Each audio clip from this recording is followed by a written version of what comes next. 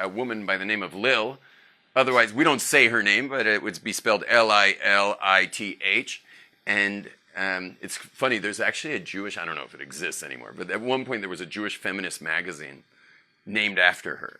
I mean, can you imagine a word, if you know anything about Judaism, you know not to say her name, but if you know nothing about Judaism, you make a magazine with her name on it.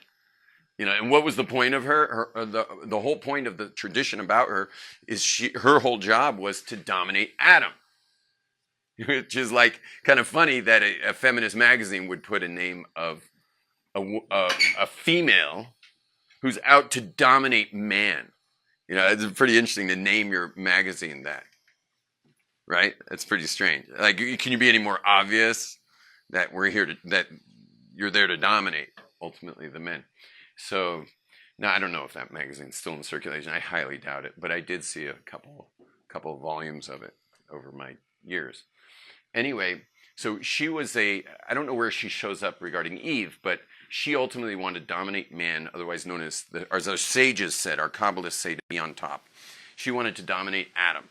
And Adam ultimately throws her off or throws her out, and she becomes a demon, and then ever since then, the way she sustains herself as a demon is off of the seed of man. But it's deposited in the right place. It either becomes a human being or it gets neutralized. If it's spilled in any other way, it creates every little seed of all the seeds becomes a demonic force. Seed spilled into the world creates demonic beings. Meaning, in other words, it always creates life, or does it create demonic life? And this,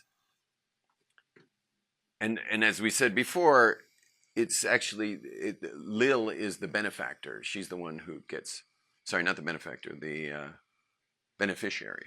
Is that how you say it? She's the beneficiary always of that. And she's sustained off of it. And which may explain why so many men, especially young men, are so weak about this one, because they're not really alone here. It's not like it's just their test. It's not like a test of whether you're going to eat the hot dog at the ball game here. You know, this isn't the test of whether you're going to watch, you know, a violent film or something that you just know a Jewish brain's, the real estate of a Jewish brain doesn't belong with violence in it.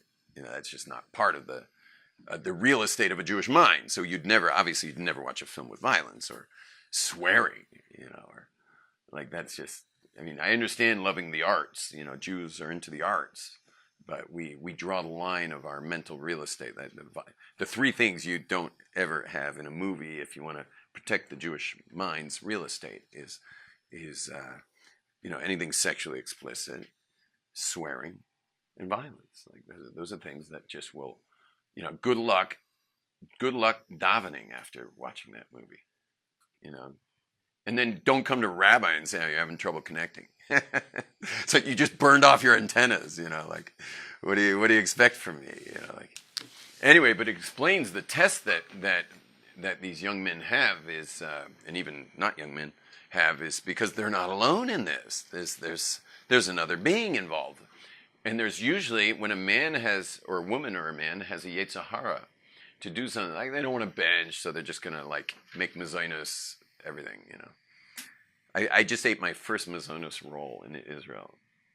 You know, it was at an American bake shop on the northwest side of town. You guys know Americans no longer wash, except for Shabbos, obviously. But they've figured out how to make everything into mazonos, so you never wash anymore. By the way, if you're wondering why no one wants to wash anymore, and you may even in Israel have felt like, I don't really want to wash. What's your issue? Is it that you don't want to wash? You have an aversion to washing? No. What do you, yeah? So inhale the words, just whisper. If you don't use your vocal cords, you can just, so the reason I believe And the reason why it's so like everybody has this huge Yetzer Hara is because our souls are pained by missing benching every time we bench. It hurts our souls that we miss benching every time. See, you think benching is like, okay, it's another bracha, another bracha. But it's not just another bracha. And you know how you know it's not just another bracha? Because you so badly don't want to do it. Like, you have no problem with other brachas, but benching, forget about it. It's like you'd rather not wash. And the American society has turned every bread. You can buy loaves of sandwich bread, that's mezainis. Tortillas, flour tortillas, mezainis. It's like a miracle. It's like a dream come true. Like someone took this bread, mezainis. Yeah. I know. How long have you been in Israel? Many times. Anyway, so what's happening is our souls are pained by us not paying attention to benching. It hurts our neshamas. Yeah, just at these classes, I'm so used to speaking in our vernacular because everyone in this class generally was raised somewhat observant. Raise your hand if you were raised somewhat observant. Raise your hand. Somewhat to very observant. Raise your hand. Yeah, so it's basically everybody. So, with the exception of this dude over here. So that's just the way it goes. This is our outreach program.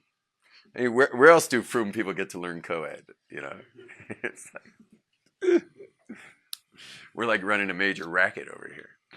We figured out how to get frum people to learn co-ed is by doing outreach classes.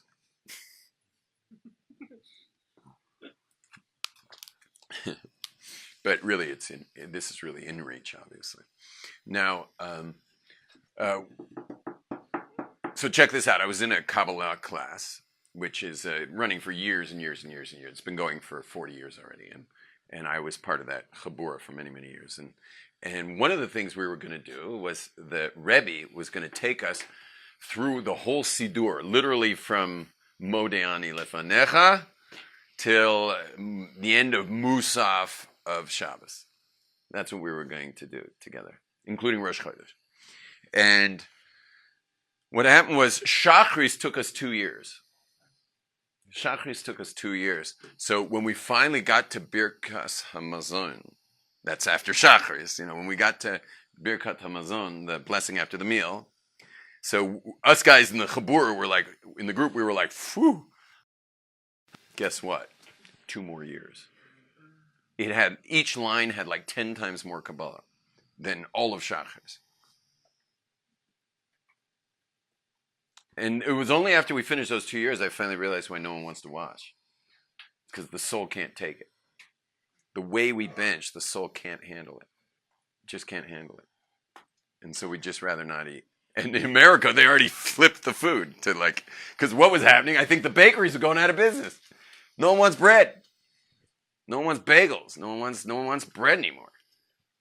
And so they had to come up with an answer quick if they were going to keep sending their kids to private school. And so they came up with Mazonis bread. I actually had my first Mazonis roll here in Israel, as I said, this morning. It was delicious. And I was really happy it was Mazonis, by the way, because I was driving. And I ate the whole thing driving stick shift in traffic. I was covered in breadcrumbs, but I guess they fell off at the meeting I was going to. Now, let's get back to our subject. So when it comes to men, they're dealing with something that's not just them involved here. You understand what I mean? It's not just you. There's someone else involved here, and for you to cut her off, for you to cut Lil off, totally, is going to take more. It takes more for that, and perhaps it's already a major strength that it gives a man to know that, because if you don't know that, if you're treating it like you treat not eating treif or not doing a malach on Shabbos or not texting on Shabbos, if you're treating it like that, you're going to lose bad. You lost. But what if you found out that this isn't just you involved here? What if you found out that there's someone else involved? I mean, another great proof that someone else is involved is that how many averas can you do while you're sleeping? One. That's the one, which is amazing. Like, you're not alone here. Something else is involved. And so, there's another being here that's playing around. And so it's like, get married quick. You got to get married quick. Now, you might say, well, I'm not ready to get married. So get ready quick. Get ready quick. Put on your running shoes. Do what you got to do. That's on the edge of the table, the tripod. It's okay if you're okay with it. Just be ready to catch it. So that means get ready quick. Don't give me some stupid excuse of like, I'm not ready while you're not getting ready. You understand? Get ready. And by the way, you want a trick on what's the best way to get ready to get married? I'll give you a great trick. This goes for the lady Sam, where you weren't ready for it a week before, but you took it and you did okay or good on it. Yeah, what helped you? The deadline. Living, before Noah, people were living hundreds and hundreds and hundreds of years. So death wasn't even a deadline. Death wasn't even a deadline. And so, because if you're dying 800 years from now, you're in no rush. Like you might as well just play bridge today or watch a film or something. It's like the secular world where you have like 18 to 25 to do nothing. In the observant community, we've also matched that now. You have between 18, depending on your community, but you have between 18 and like 23 to do nothing. Even if you get married during that time, no one expects anything out of you. What's it? Just the subject.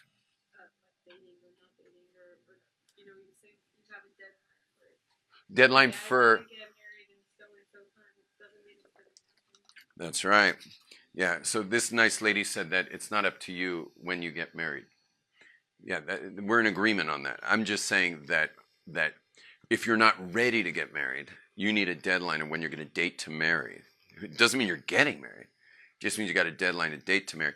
And by the way, there's something very important about that. What's very important about that? If you're ready to date to marry, that means you've got a lot more of your life under control, right? What does it mean that you, what's your first name? Reuben, what does it mean that you're ready to date to marry? It means that a lot of your life's under control. You have what you're offering. You're able to articulate it. You understand? You know what you're putting out in the deal. And the reason you're not ready to get married most likely is because you don't know what exactly you're offering if you're not ready. And so by having that deadline, you start to figure it out. Because it's not hard to figure out what life's about. And it's not even hard to figure out what your life's about. Because you have two lives. You have your macro life, like what life's about. And then you have what your life's about, which is different than the bigger picture. So that's not so hard to figure out. It's just very hard to figure out if you don't have to figure it out. It's really challenging if you have no pressure to figure it out. It's really hard to figure out. In the community where I raised my kids, which is the Hasidic community, there's no luxuries on when you figure it out. You must figure it out. You got to figure your stuff out big time because there's a deadline, and you watched your older sibling hit that deadline, and now they're married, and now you are going to be coming up the line, and you're going to have to figure out your stuff too. Once in a while, there's an anomaly kid who's just not ready for whatever reason. Okay. So then she or he is not going to get engaged so quickly. And it's going to cause a bit of a backlog. Shalom. But it's really a great service to you and your life. See, you would probably think it's irresponsible for you to get ready to get married right now. But think how we just flipped it. What's irresponsible is what you're doing right now. There's no need to rush. If you're not ready, don't rush into it. No. If you're not ready, get ready. I don't care if it takes you a year to get ready, 2 years, 3 years. But when you're in that no rush, it's not going to be 2, 3 years. You realize you live in a society. One sec, Zev, I'm coming here. You live in a society that says never get ready. It can perpetuate your childhood as long as you possibly can. Just have fun. Just enjoy yourself. That's the society you live in. And no one better than Zev could explain that to you. This guy want to do it. It's the right thing. It's the right thing. Going down to Tel Aviv to chill on the beach for a little while, and then we're going to smoke hookah and drink some beers on me. And rental car there. Yeah, would you be sitting here right now? Nope. So that would be the child. So child gets a little point there, chalk one up for the kid. Yeah? And so there's the child in you and there's the adult in you. And you gotta we're always negotiating between the two. Whereas Zev grew up in LA, which is where I grew up. Any other LA people here? LA. Shlomo's somewhat from LA. He went like that. But what? A few years. For a few years. Yeah, that's probably not bad enough to bite you like this guy and me. But I have to negotiate with the child in me at all times. Those negotiations never end. I was speaking about this once in an office to a boardroom class, and speaking about the office in Manhattan. And after the class, I said to one of the guys there, I said, "Do you think the CEO would like to meet me?" And he's like, "You're kidding." It's like, I've never even been up there. And I'm like, "What, do you think you'd meet me?" And he's like, "Maybe if you make an appointment, maybe in a few weeks." I'm like, I don't have a few weeks. I'm only in New York for another day, and I'm not going to be in Manhattan. So I said, he will meet me. He will meet me because you don't become CEO without winning the battle between the child and the adult. And so we somehow got up there, because it's not so easy to get even the elevator to go to that floor. But we got the elevator to go to that floor. And I went to his secretary and I said, please tell, I got his name from the guy who works there. I said, please tell him, I don't even remember it anymore, Mr. So-and-so, that Rabbi Glazer is here to see him. And she was like, okay, he'll be with you in about 15 minutes. Because you don't become CEO if the rabbi wants to speak to you. The child in him, believe me, didn't want to speak to me, but the adult said, if the rabbi is here to see me, there's obviously a reason. Now, he thought I was fundraising. I wasn't fundraising. And I didn't have much to say to him either. I taught a class in your boardroom, just wanted to meet the CEO of the company. And he's like, nice to meet you. Come by anytime. And that was it. Yeah, I don't even know what building that was. This was like 12 years ago, 15 years ago. Anyway, so then I flew out to LA to see my parents. And I was talking to a guy who, a fundraiser in LA, who really wanted to fundraise from a particular CEO. And I said, I'll go in with you. Just make a meeting. I'll go with you. He says, make a meeting? You can't just make a meeting with someone in LA. Like, what do you mean? Like, just ask for a meeting. He's like, no, you need an angle. You need an angle why it's good for him. You understand? It's not about just the right thing. It's about what's good for me. It's the kid. Zev, you had What if you feel you're ready? Then what do you do? ready to get married? Yeah. You take a cold shower. Yeah, it's one of those weird things. It's one of these crazy, like, not dichotomy. It's, what's the word? It's ironies. It's one of these weird ironies. Like, you got to get ready to get married, but if you think you are, yeah, you need a cold shower, maybe even to be slapped. Shalom. If you enjoyed watching this, well, watch some more, send it, click it, forward it, join it, subscribe to it. keep coming on and joining me in this amazing movement to make a big difference in the world. And the biggest thing you can do of all is to join the YomTovMediaClub.com. Please go online, YomTovMediaClub.com.